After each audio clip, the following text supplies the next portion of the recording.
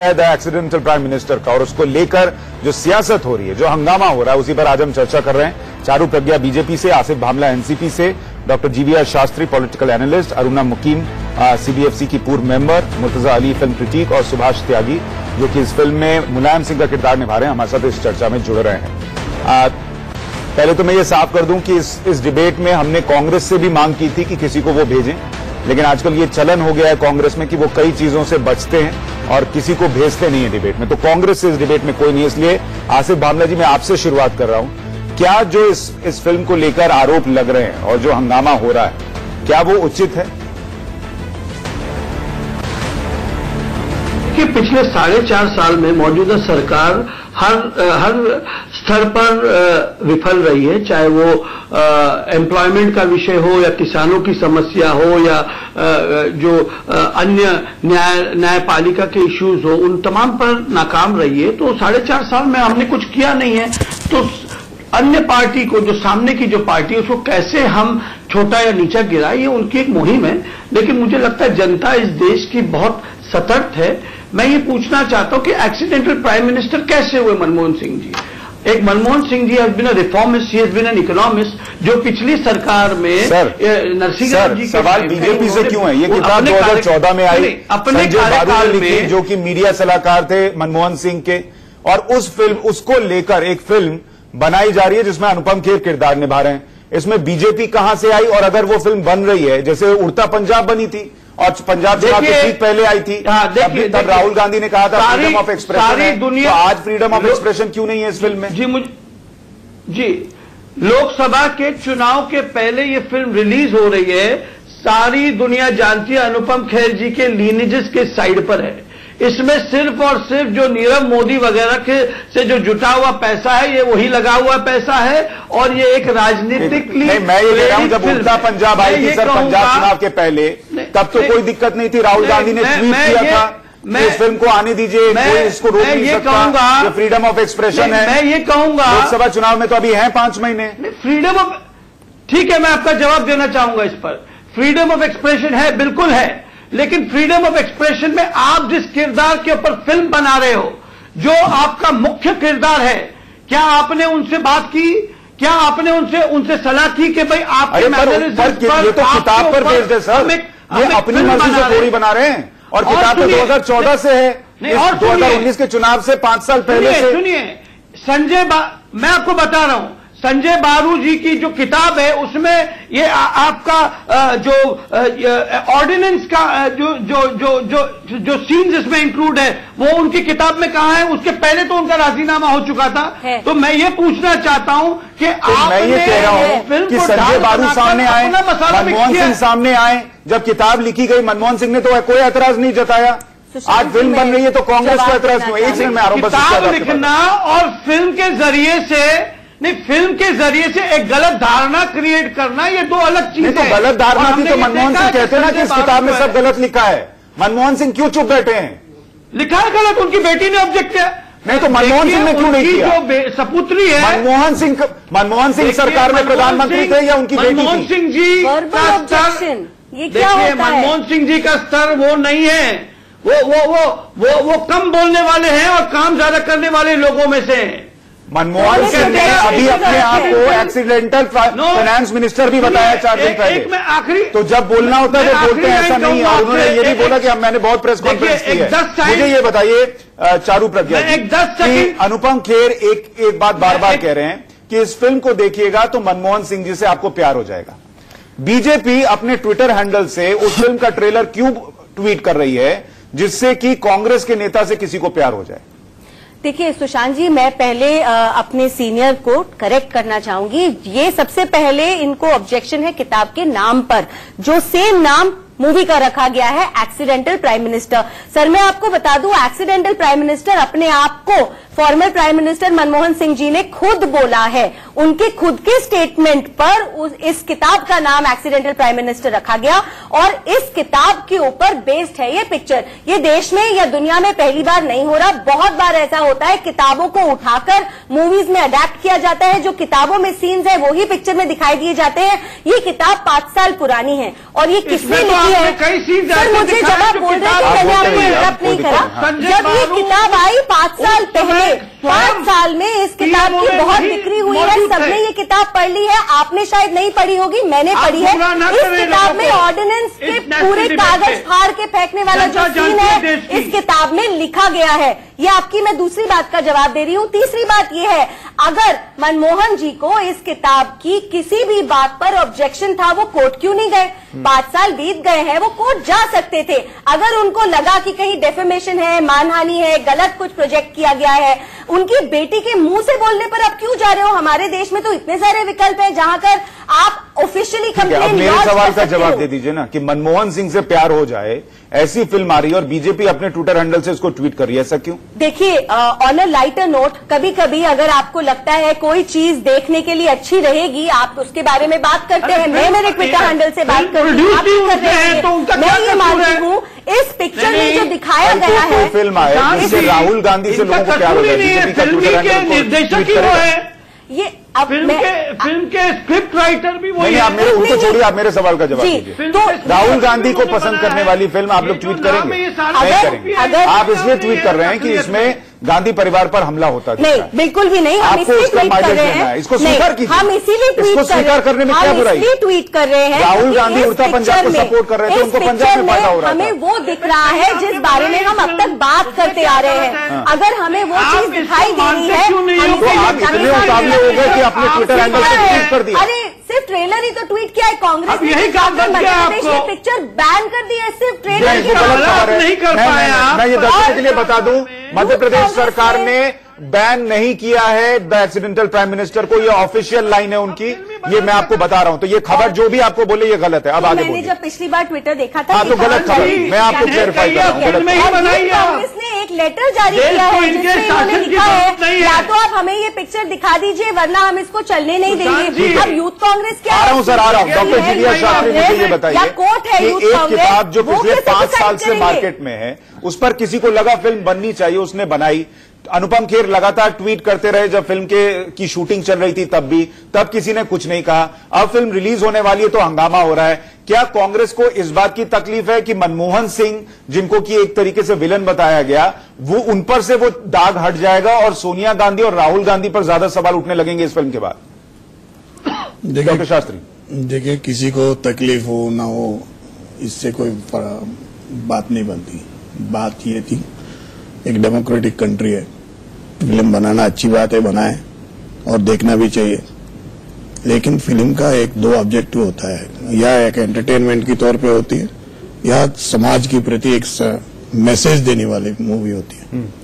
ये दोनों कंडीशंस मुझे नहीं लगता ये कहीं पे भी मैच। ट्रेलर देख के आपको पता चल गया? नहीं, सुन लीजिए पूरा सुन लीजिए। और जहां तक डेवलपमेंट एंड अपलिफ्टमेंट इस देश का कानून है, मतलब वही मेजर बेस है, उस बेस को ही लोग, क्योंकि एक पार्टी का ये नियत नहीं बन सकता है अपना वीकनेस, क्योंकि अपनी क्षमता, अपनी स्ट्रेंथ डिस्प्ले करे और उसको शोकाज करना चाहिए, एग्जिबिट करना चाहिए इस देश के प्रति।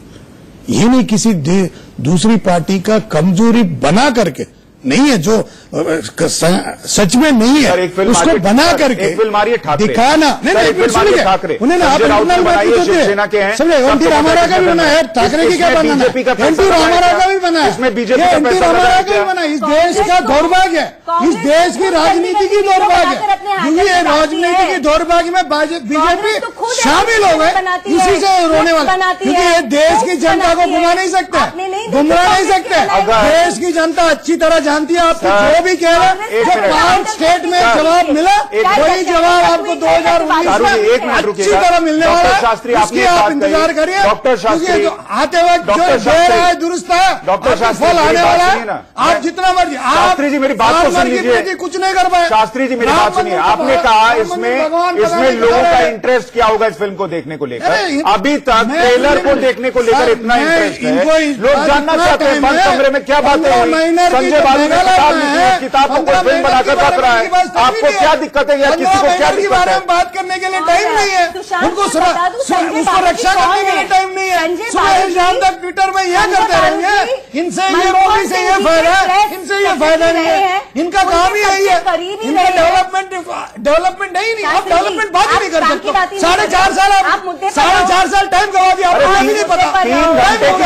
3 घंटे की फिल्म लोग देखने जाएंगे तो डेवलपमेंट में बात बंद हो जाएगी। मूवी से तो बात क्या तर्क है? इसका मतलब आप जान रहे हैं कि फिल्म में ऐसा कुछ है। आपने 50 मूवी रिलीज करे, एक्सीडेंटल प्राइम मिनिस्टर 1, 2, 3 सीरियल बना दो, कौन मना कर रहा है? हाँ, तो फिर आपके पास ये टाइम है, जनता ने इसके लिए नहीं दिया आपको, यही बनाते रहो, आप इसी के लायक हो, आप लोग इसी के लायक हो, इससे ज्यादा कुछ लायक नहीं आप। सुशांत जी सुबह से शाम तक इसी को पार्टिसिपेट करते रहेंगे, सुबह से शाम तक ऐसे ही काम करते रहेंगे, यही आपकी डेवलपमेंट। शास्त्री जी 3 घंटे की फिल्म है, उसको लोग देखकर आएंगे, जिसको लगेगा कि डेवलपमेंट चाहिए वो होता रहेगा, उसमें क्या दिक्कत है? सुभाष त्यागी जी सुभाष त्यागी जी इस फिल्म में है, एक मिनट सर, सुभाष त्यागी जी इस फिल्म में है। सुभाष जी मुझे ये बताइए, जब आपको ये आपको गलत हो गए, सीरियल बना दोगे तो 2019 मार्च तक चलेगा, ठीक है? मूवी तो सर आप लोग भी बना दीजिए, जो कांग्रेस पार्टी क्यों नहीं बनाती है? कांग्रेस पार्टी बनाए, किसी ने मना किया कांग्रेस पार्टी को बनाने से? आपकी ताकत है, कमजोरी है ये आपकी पार्टी की, क्योंकि आपके पास कोई और कुछ रास्ता नहीं बचा। सर अपने औरों के पास जाओ सर, थोड़ा सा रुकिए, मुझे ये बताइए सुभाष त्यागी जी, जब फिल्म की स्क्रिप्ट आई आपके पास भी, तो आपको भी पता रहा होगा कि इतना हंगामा होगा, क्या इस बात को भी लेकर चर्चा हुई कि क्या होगा, क्या दिखाना है, नहीं दिखाना है, या फोकस था कि भाई इस तरीके से एक ही परिवार को टारगेट करना है? नहीं, एज सच कोई ऐसी चर्चा नहीं हुई थी कि क्या होगा, कंट्रोवर्शियल होगा नहीं होगा, लेकिन लोगों का व्यूज जब बाद में मैंने जब एक्ट की तो लोगों का व्यूज यही था कि भाई ये हिंदुस्तान में तो रिलीज नहीं होगी। अच्छा। उसमें मैं कुछ नहीं कर सकता। क्यों ये व्यू था?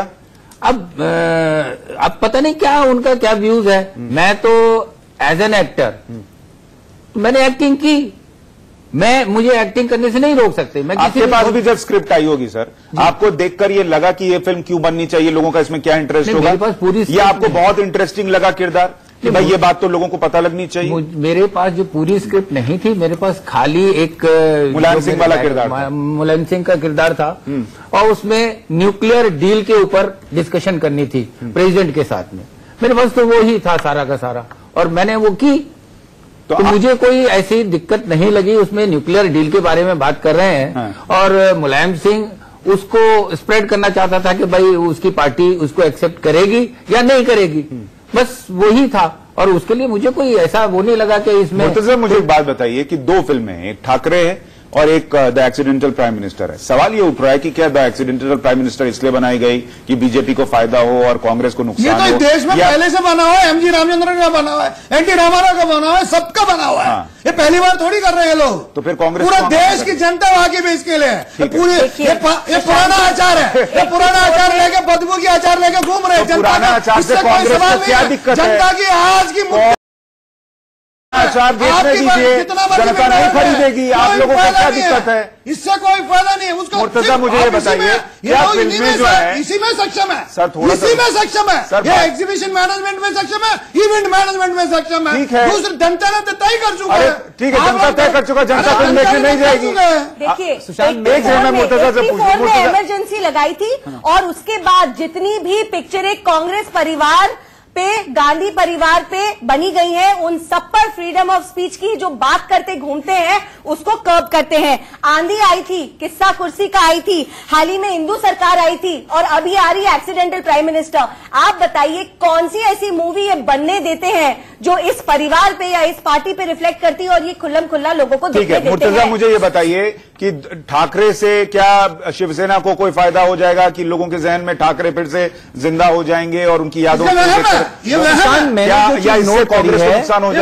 जो चीज नोट करी है, रिसेंट टाइम्स में हम देख रहे हैं कि पॉलिटिकल फिल्म ज्यादा आ रही हैं, पॉलिटिकल थ्रिलर ज्यादा आ रहे हैं। उड़ता पंजाब का हमने असर देखा था, थोड़ा बहुत असर तो होगा, लेकिन मुझे ये लगता है कि पार्टियों के अंदर एक डर बैठ गया है उनको लगता है कि ये फिल्म अगर रिलीज हो गई मैं आपको ये भी बता दूं, the insignificant man Arvind Kejriwal पर भी फिल्म आई थी, उल्टा पंजाब को पंजाब से भी आई थी, सब बीजेपी नहीं बना रही। हित में कोई नहीं, एक एग्जाम्पल देता हूं मैं, तो आप बनाइए ना फिल्में, अगर आपको इतनी चिंता है देश के लोगों की, देश की जनता आप बनाइए, आपको किसी ने रोका है? किसान इतना आत्महत्या कर रहे हैं, उनके बारे में इनकी तो आप बना दीजिए फिल्म किसानों की आत्महत्या। आज के दिन में बैठ के 2 घंटे बात, कमाल की बात यह है कि जब भी एक फिल्म आती है, जिस पार्टी को उसका फायदा मिलता है वो पार्टी फ्रीडम ऑफ एक्सप्रेशन की बात करने लगती है, फ्रीडम ऑफ स्पीच की बात करने लगती है, और जिस पार्टी को उसका नुकसान हो रहा होता है वो अपोज करती है। आज इंडिया में कितनी सारी पार्टीज हैं, कितने सारे फ्रेंड्स ग्रुप्स हैं, कितनी सारी कम्युनिटीज हैं। अल्टीमेट अथॉरिटी सीबीएफसी के पास होनी चाहिए। अगर सेंसर बोर्ड डिसाइड कर लेता है फिल्म ठीक है तो फिल्म रिलीज होना चाहिए। किसी भी पार्टी, किसी भी ग्रुप, किसी भी फ्रिंज एलिमेंट का हक नहीं होना चाहिए कि वो सीबीएफसी को चैलेंज करे, कोर्ट को चैलेंज करे। अगर प्रॉब्लम है रिलीज होने के बाद, you can always go to high court, supreme court, लेकिन आप इस तरह से गुंडागर्दी करके फिल्म को नहीं रोक सकते। फिल्म पे बहुत सारे बहुत सारे लोगों के करियर दांव पे लगे होते हैं, पैसे, करियर, समय सब व्यर्थ हो रहा है इस तरह से, और बहुत सॉफ्ट टारगेट बन के रह गए हैं फिल्म। लेकिन फिल्म के पीछे जो राजनीति सर बहुत सॉफ्ट टारगेट होकर रह गई है फिल्म। आजकल हम हर हफ्ते देखते हैं, हिंदू सरकार आती है, कांग्रेस रोकती है, पद्मावत को करनी सेना रोकने आ जाती है, मरसल को आके बीजेपी रोकने लगती है, उड़ता पंजाब को अकाली रोकना चाहती है। तो एक नया ट्रेंड शुरू हो गया, बहुत ही अनहेल्दी ट्रेंड है, और बहुत सफर कर रही है, हो गया, सब अपने हिसाब से इस्तेमाल कर रहे हैं। अरुणा मुखिम, मुझे ये बताइए कि क्या जो आ रहा हूं सर, एक सेकंड आ रहा हूं आपके पास। अरुणा जी, मुझे ये बताइए कि जो सीबीएफसी है, क्या उसके पास ऐसी कोई फिल्म आए जिसका इंपैक्ट बड़ा हो सकता है? क्या उसके तथ्यात्मक तौर पर कितने सही या गलत होने की बात है? क्या सर्टिफिकेशन के पहले ये भी देखते हैं मेंबर्स?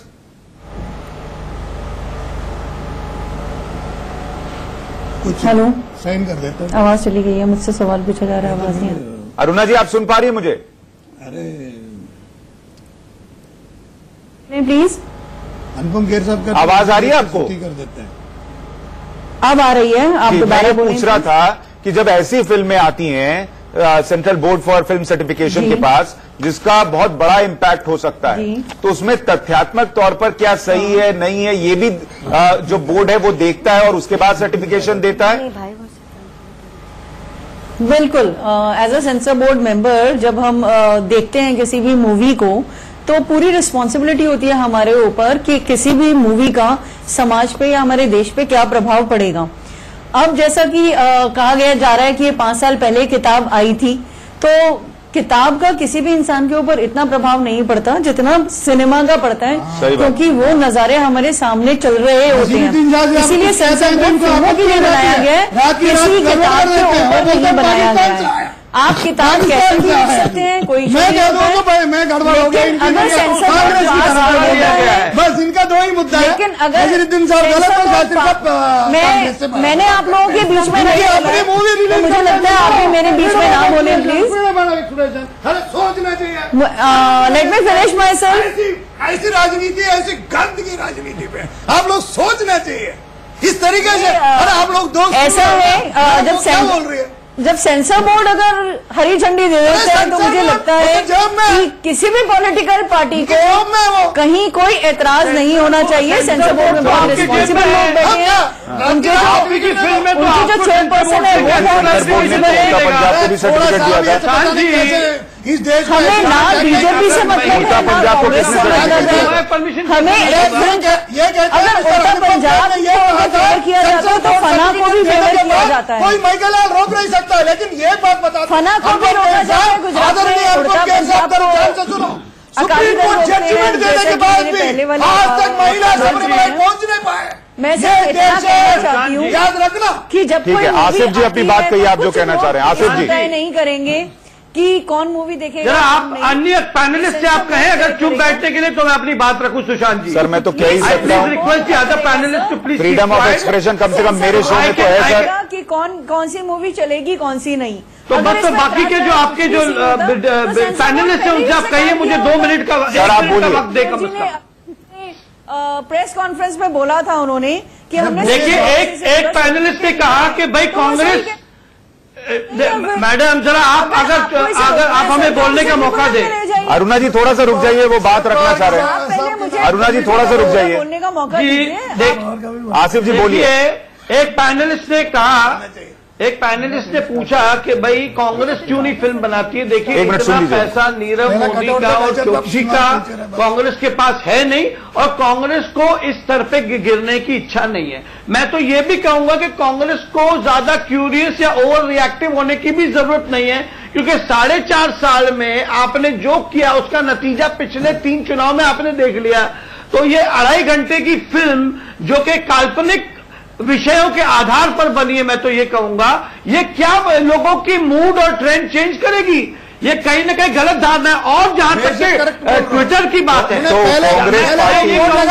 कांग्रेस पार्टी क्यों चुनती है? ट्विटर उन्होंने पहले नोटिस में छपा है पॉलिटिकल पार्टीज को रिवाज हो गया है। Don't interfere.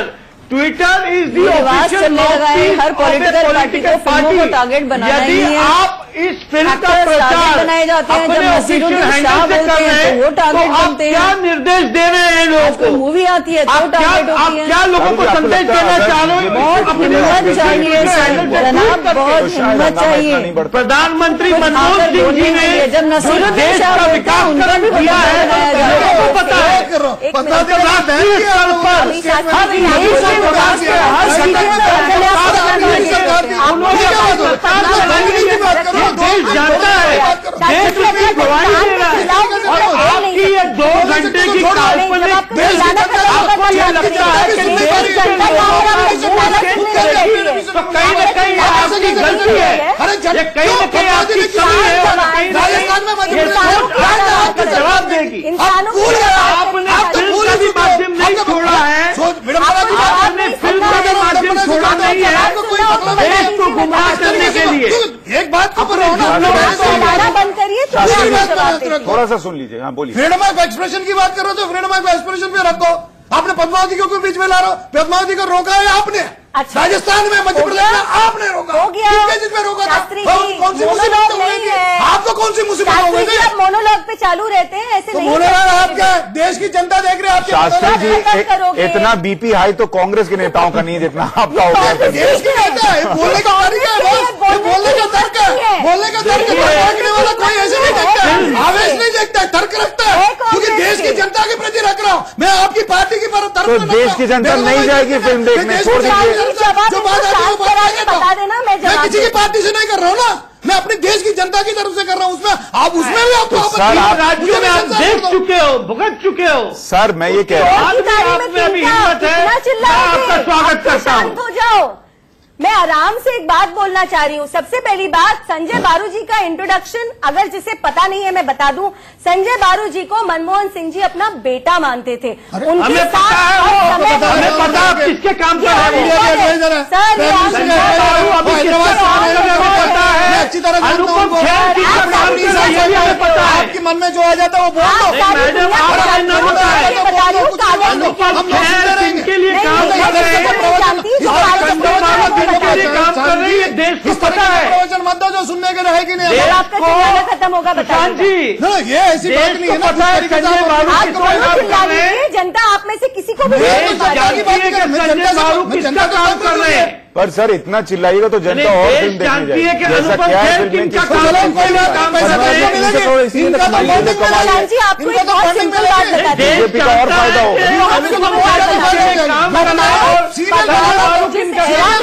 डेली की डेली और किनके इशारे सर मुझे एक बात बताइए, शास्त्री जी, अगर उस फिल्म में जो संजय बारू ने किताब में लिखा है और फिल्म में दिखाया है आखिरी सीन में कि सोनिया गांधी से मनमोहन सिंह कह रहे हैं कि मैं रिजाइन करना चाहता हूं, और वो कह रही है कि इतने स्कैम्स के बीच राहुल गांधी कैसे संभालेंगे, क्या ये बात देश की जनता को नहीं पता चलनी चाहिए? अरे भाई, पटकथा किसने लिखी है? नहीं पता चलनी चाहिए शास्त्री जी ये बात? सुशांत जी ये तो पूछिए।